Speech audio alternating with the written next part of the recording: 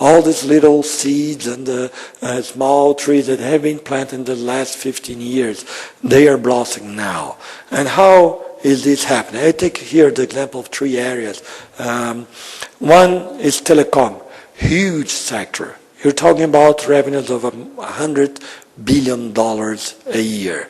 What you see is a new drive of investment. Of course, there are innovations. So 4G, there will be now the auction of the 4G frequency in June.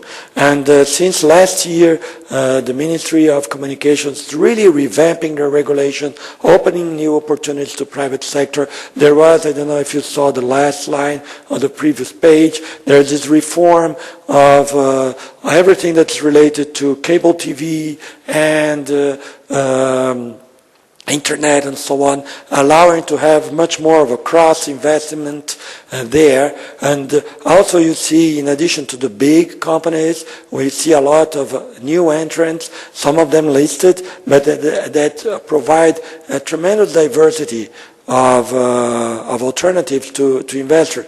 We have NGNT and so on and so forth.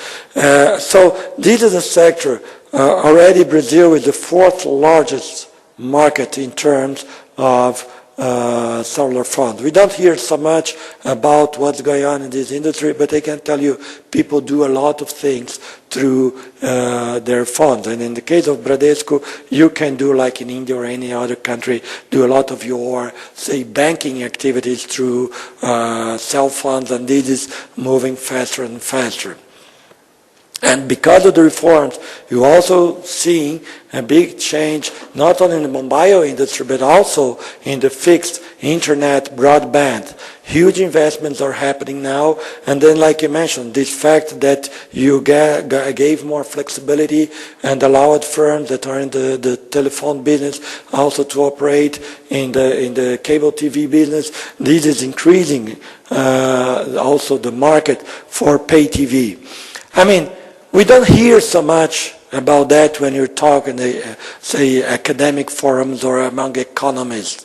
But when you're talking about real business, this is what really drives it. When you see markets growing 30% year on year, when you see numbers that you have penetration and that you rise to 50% of households having broadband, internet, well, this does change. You see, 5-10 years ago, the big thing in Brazil was land houses. And nowadays, you don't have so much land house for 2 reasons. Most of the urban dwellings already have some sort of direct access. I mean, computers are so cheap, also in Brazil, and I didn't put in the list of the reforms, but one was the change of taxation of computers back in 2004, that they don't need that. And also because smartphones are getting more and more smart, and people can afford. So you get the new generation, these young people with much more education and access to all of that. It does change. And I think for foreigners that may not sound so surprising, but for us Brazilians, it's such a big change that it's hard sometimes to get the full extension of it. But they don't happen by chance. As I mentioned, the Ministry of Communication in the last year and a half has had a very consistent plan to boost investment, infrastructure. They have changed, for instance, the regulation between those who operate the service and those who invest in infrastructure. So you get different types of capital with different lengths, different investment horizon participating in this expansion.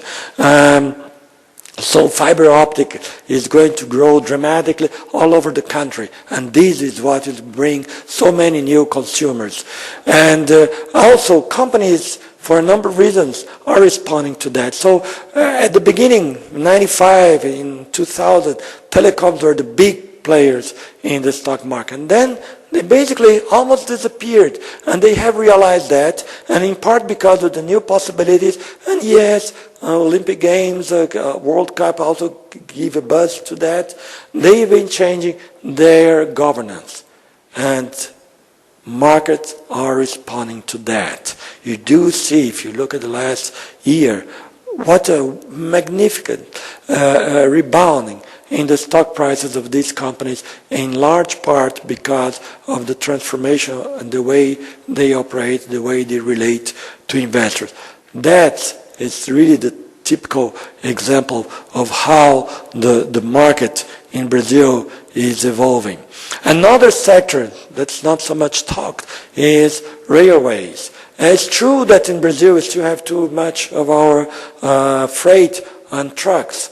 The fact is that since privatization of railways, you have seen a consistent investment by companies. Some of closed companies, you have fantastic company, MERS, you have ALL that's listed. How many billions they have improved there. And this, as in many countries actually, is a sector that's a bit overlooked. And why? Because it works. Why? Because you keep seeing a steady increase in freight transported by railroad. You don't see the long queues of trucks in front of ports. That was a hallmark of Brazil, say 15 years ago. And the government is now also coming to invest its own, and it's also using what you have in Europe, for instance, where the investment in the rail itself, the line, is done by the government, and then there's an open access to this line, so you get more operators. And this is the trend you're seeing now. And the beautiful thing is that you can say, well, this increased competition is good for the country, might not be good for the companies. I think companies are adjusting to that. They're happy. And what you also see, like in so many cases in Brazil, a lot of ingenuity. So you do see a lot of big companies like Cosan, which is a listed company too, Shell and Sugar. They are putting their own money to improve some of the lines and making partnership with ALL and so on, so that you get more and more investment in this sector. Again, I think this is a very good example of a quiet transformation of a sector and a story that investors can participate through the stock market, in particular through ALL, but I mean some of the roads are also through CSN or even Vale, that's kind of a dormant railway FCA, but I'm sure they, with the new administration, they even say restarting some of the lines. There is a disagreement with Ike Batista, which can be a very good sign. And of course there are ports. I'm not going to say much about that. The only things again is something started back in the 93. You see them grow and growing. You see so much investment in Santos and a lot of private terminals also throughout the coast. Some tiny, some large, a real transformation of infrastructure. And one that I see that the government is now getting a new look because the initial concessions will run out next year. And I think it will also open up for private investment, not only through direct investment, but also through capital markets. So I'm quite bullish. And again, there are two companies, Santos and Wilson Sons, that had fantastic runs in their prices in the last year. I mean, you're talking about, again, jumps of 30% of equity price in a world where you see the equity prices as a whole so much, going sideways. And then there are airports where we also see new entrants, and I think these guys will need more capital. BNDES now is giving them a lot, but private investors will also be invited to help with that. We got 3, we're likely maybe late this year, early next year, get Rio, you get Minas, Confins, and I think it will be a big transportation, a big transformation in that. Well, I've been talking about companies that involved that. And so the natural answer is say, okay, but how big are these companies? I tell you, they add to almost $300 billion.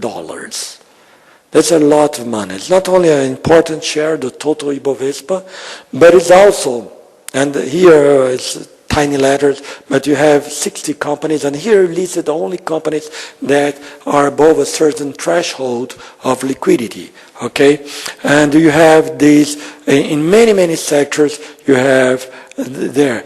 And to give an idea what it means, 300 billion, we put together this little table. We compare the infrastructure sector, listed companies in Brazil, with a lot of liquidity, with the whole market, the whole index of several countries. In Latin America, you see Mexico, you see Chile, the whole stock exchange of Chile is less than what you have in infrastructure in Brazil. So why I'm saying that? Because it's great to go through private equity. It's great to have one specific project. But in this world, when you think public equities and the liquidity they get in public equities and so on, I mean, just to know that in Brazil, one of the most thriving sectors is so huge and has so much opportunities, I think is a very important news. And I compare also with Asia, and it's not in the table, but I also mentioned, I mean, you think about Turkey, you think about Poland, I know some of you are familiar with that. Whole stock market, you're talking about 200 billion less than the infrastructure sector in Brazil. And the beauty of it, and going back to what I was talking so long ago when I started, was you think, why is this guy talking about that? Because if you're worried about China, if you're worried about exports, if you're worried about the globe as a whole, but you believe in the domestic market in Brazil, well, that's pretty good. Here what we did, we put all the sectors, okay, in our stock exchange, and the bar, the yellow and the blue bars, is the market capitalization of these different sectors in the Ibovespa. And what you see is that financial is about 25%, and then you have oil, and then you have Vale. Okay, when you go to infrastructure, you don't have finance, and you have this left side of the chart, and you're talking about electricity, you're talking about logistics, you're talking about transportation, telecom, you're talking about also companies that supply machinery, that supply engineering, that supply things that are linked to infrastructure. And these are companies that have been growing steadily in the last few years, and you see everything that's going in terms of 4G, in terms of even electricity, where we don't talk much, but the demand continues to grow by 3-5% a year. Okay, that means if you believe in fundamentals and you do the cash flow, I mean, it's easy to get convinced that there is a lot of value and growth there. And actually, when you look at the last few months, and especially since the beginning of the government and the current administration, it is striking that how much separation you had between the red line and the dark line. The red line is exactly this, basically that universe of infrastructure companies. And each time the government reinforces its option to rely on private companies and concessions to move ahead with this huge investment plan, we do see new opportunities to these companies. You see the prospect of growth, okay, and the reaction of that, as market get more and more aware of that, is that there is this separation between the overall index that has oil, that has Vale, that has even financial, unfortunately, for the prices, not to be in the index. It's very good that they are in the index, and infrastructure. So it is a very strong case. And I mean, I don't like to overdo or exaggerate possibilities, but they are there. And a final thought, very important one. I have been focusing on the equity side to show you that these are very well established companies, that they're big, but they deliver and they have growth potential in spite of being big. But the other thing is that we are now moving to a second phase, which will be that of credit. So we're opening, and the government is opening a whole new universe of possibilities of investment through the issuance of the debentures and the receivable funds that will actually finance the bulk of this investment in the coming months. As I mentioned in the bottom, the first issue under this new framework is already in the market. It will be closed. The book will be closed, I think, this week or early next week. And from what I see so far, has been quite successful. And final thought, to get into that, all of these opportunities, taking into consideration the strength of the domestic market and how this domestic market will be able to face even a major slowdown of China, I think that in Brazil we have one of the best asset management industry in the world in terms of transparency, in terms of governance, in terms of financial infrastructure. So, and this is a way that people can modulate their exposure to these opportunities, but also these risks. So the only thing I can say is that, yes, skies are overcast around the world, but frankly, from our vantage point, I think that it's not as dark in Brazil, and I really take this opportunity to invite all of you who are considering new alternatives of investment to come and to invest in a sunny place like Brazil, where I'm sure there are so many opportunities at such a strong capital market.